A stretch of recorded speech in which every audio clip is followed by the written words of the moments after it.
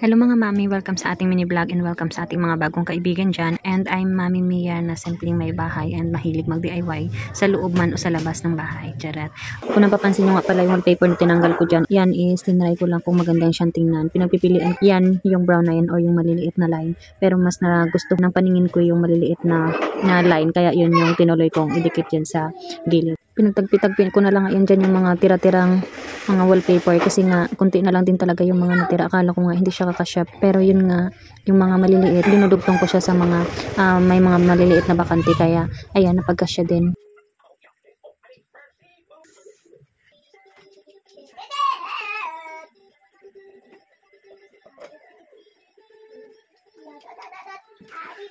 Ayan na nga mga mami, kakapit muna tayo sa mga wallpaper ngayon habang wala pa tayong pambili ng pintura. Sabay nilinisan ko na nga din lahat yan dyan, mga kalat, pati dyan sa taas ng ref.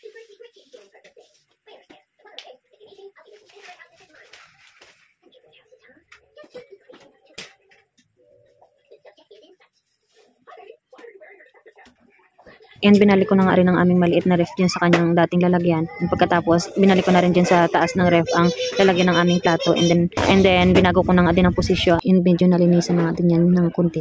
Ang dating malaking lalagyan ng plato namin na ngayon, iniistakan namin ng plato na hindi na laging ginagamit. Para at least kapag meron kaming mga bisita, ayun yung mga kukunin namin pandagdag na plato.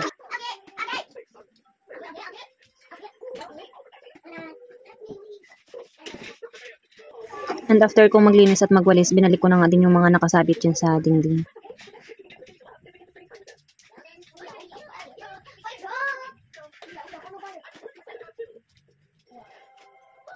Ayan na yung result ng aking ginawa.